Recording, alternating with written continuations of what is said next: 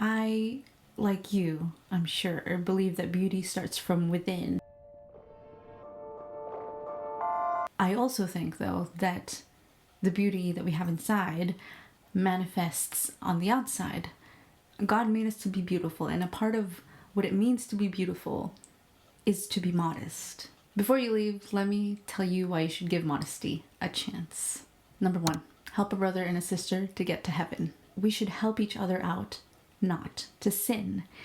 And ladies, I know it's much easier for us to look away, but it is very hard for men just because they are visual creatures, and that is just how they're made. Imagine you're on a diet and you're just chilling at home, and then all of a sudden someone walks in with a giant box of donuts and sits down right beside you and starts eating it and looking at you, enticing you, telling you, look, it smells delicious, it's so good, I know you're trying to lose weight, but you can't help but eat the donut, it's so delicious. Well, that's what it's like for guys.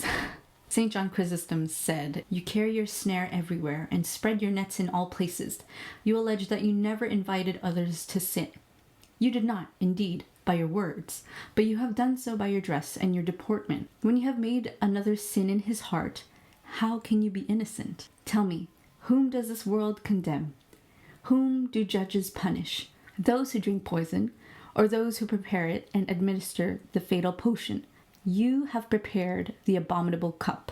You have given the death-dealing drink, and you are more criminal than those who poison the body. You murder not the body, but the soul. And it is not to enemies you do this, nor are you urged on by any imaginary necessity, nor provoked by injury, but out of foolish vanity and pride." We're so bombarded with immodest dress, immodest images, immodest language, grotesque.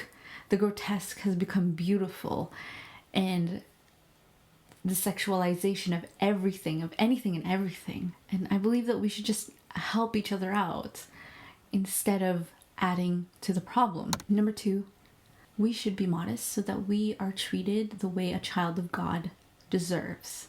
There's a movie by Charlie Chaplin that I love called The Kid. And if you don't know, Charlie Chaplin's famous character that he portrays is the tramp. But if you were to compare his tramp to today's modern man in the way that they dress, it's back in the day, just because they were poor didn't mean that they had to dress the part. When I was a teenager, I never thought that how I dressed would affect the way people treated me. I thought that I could wear whatever I want and that I would be treated with respect and with dignity. And it just didn't matter. Yes, you should be treated with respect and dignity regardless of what you wear. But it does affect, whatever you wear does affect how people treat you. So imagine that you have a doctor's appointment. The doctor walks in his pajamas. I'm sure the impression that he'll give you is that he doesn't care about being here. He'd rather be in bed. He's not very serious about his job. Or imagine your spouse on your wedding day. You're waiting for them and you can't wait to see them in the most beautiful dress or suit. And then they walk in and you see them in track pants and a sweatshirt. You might think, well, I guess they also don't care about getting married. This day is not important. Our actions have consequences, and I think that's a big reason why in our culture we dress the way we dress, we talk the way we talk. We don't think that there are any consequences. So the way you dress does have consequence in how people treat you. We are judgmental creatures. That's just the way we are. If you want to be treated with respect and dignity, then dress the part. Act the part. Modesty is not just in the way you dress, but it's also in how you carry yourself. Number 3, why you should dress modestly. It's to honor God. We live in such a vulgar world, and the more vulgar, the more it's embraced. You were made in the image of God, and so honor that. Honor that image. He doesn't want you to be objectified. He doesn't want you to be seen as an object. Dress as if you were going to meet him in person today, especially at church. So here are 3 myths that we should, when it comes to dressing modestly. It doesn't mean you're gonna wear what your grandma wore or what the Amish wear. Although I do believe that your grandma probably wore something more fashionable than what we wear today.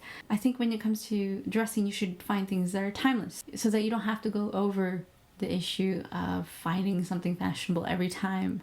A suit and tie will always be fashionable. That's just how it is. It is an objective beauty standard. The body is not disgusting. It is beautiful, and we are to preserve that beauty, the naked body, for our spouses. Men and women are equal in the eyes of God, but we are different from each other, and that's a good thing. We are complementary. Dress myth: you can wear a dress anywhere. I've climbed mountains wearing a dress. Just wear the proper footwear. When women wear pants, it's not the same way as when men wear pants. Men's pants are always, you don't know what his leg looks like, whereas women, it's always very form-fitting and tight, and we can see everything. You might as well not be wearing pants. Our Lady Fatima said to the young visionary Jacinta Marto before her death in 1920, she said, "Certain fashions will be introduced that will offend our Lord very much. Woe to the women lacking in modesty."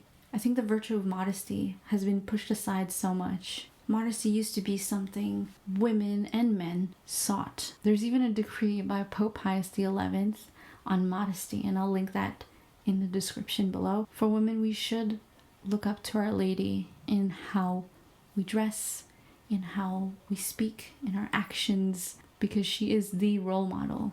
Here's what modesty is going to help you with.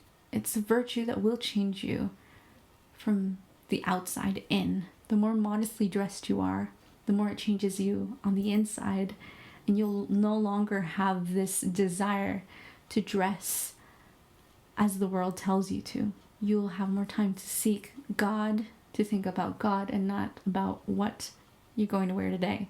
My name is Alexis, and thanks again for joining me at Cum Caritas, and I will see you next week. God bless.